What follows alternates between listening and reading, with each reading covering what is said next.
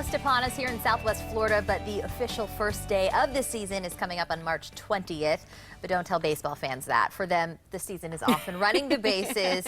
How can you tell? Maybe you're wondering. Well, spring training games are in full effect. Oh, yes. Our household is so excited. And Florida, by the way, is only one of two places in the country that are the starting place for baseball. The good old Grapefruit League calls the Sunshine State home.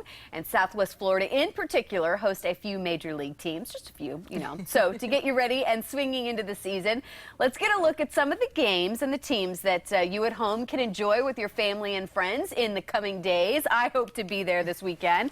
Let's start with my hometown favorite, the Tampa Bay Rays. This afternoon, you can catch the Rays host the Baltimore Orioles at 1:05 p.m. That is, of course, taking place at the Charlotte Sports Park in Port Charlotte. The next home game is this Sunday versus the Twins. That's also at 1:05 p.m. And then next Wednesday, the 9th, the Blue Jays make a visit and take on the Rays, also at 1:05 p.m. Now, just over the river in Fort Myers, Red Sox fans can take in a game or 8 at JetBlue Park. Friday, the Sox host the Rays at 1:05. Now, that's going to be a good game. Then this Sunday, they host the Baltimore Orioles, also at 1:05. And again, the Rays will be visiting the visiting team on Monday when the Sox and the Rays go head-to-head. Now, if you fancy yourself a Twins fan, we know there's a lot of you out there, you'll want to hit up Hammond Stadium over the next couple of days as well. Today, the Twins host the Red Sox in a night game at 7:05. On Saturday, the Baltimore Orioles come swinging into the Twins' home turf for a 1:05 game. And then next Tuesday, the 8th, is a split squad game. The Cardinals will fly down for a 1:05 game, while the rest of the team travel to the Blue Jays' home turf on Dunedin for a 1:07. Really? 1:07 game? We're going to have so much more in the spring training games in the coming weeks, all leading up to opening day in early April. And get this, folks, the Rays are headed to Cuba. Did you hear this? The team will be playing an exhibition game against the Cuban national team.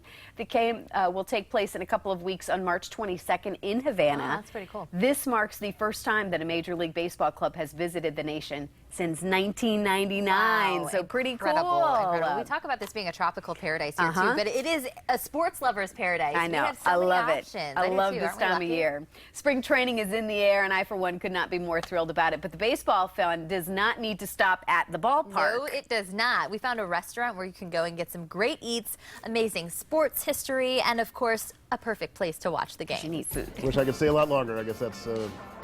I'll be down here for 10 days. I wish I could stay for the whole month of March. A busy little spot in paradise, Shoeless Joe's covers all the bases when it comes to baseball, especially during spring training.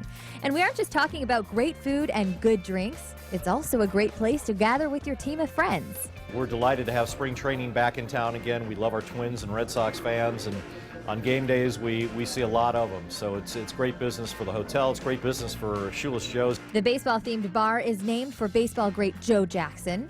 He was affectionately named Shoeless Joe after he was spotted playing ball in his socks after his shoes proved too tight.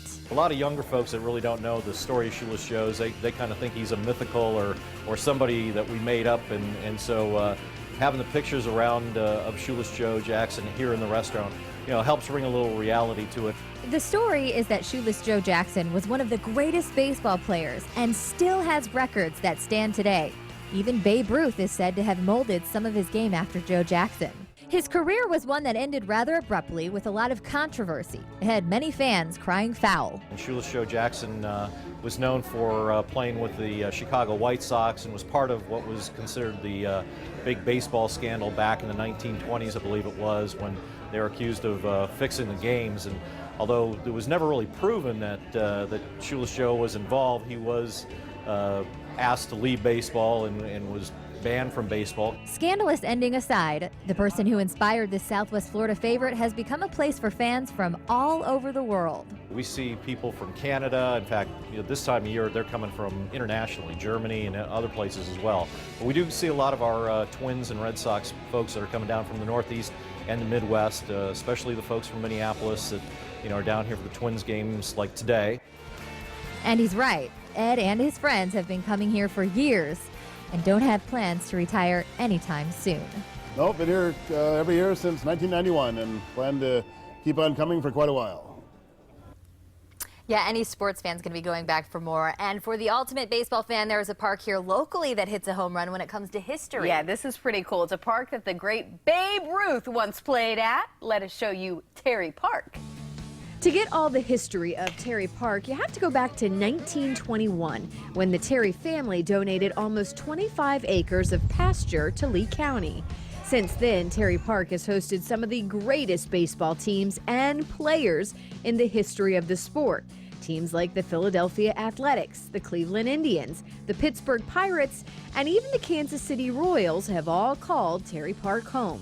Today, the park is used for baseball leagues and tournaments, but it's the Hall of Fame legends that once played ball at Terry Park that make it a grand slam. Some of the great baseball players that play here, Babe Ruth, Jimmy Fox, Roberto Clemente, a lot of those guys, some of the fields are named after them right now. Who knew? That is some serious star power. Terry Park is now on the National Register of Historical Places by the Department of Interior. And again, it's in our own backyard. Pretty cool. Pretty cool.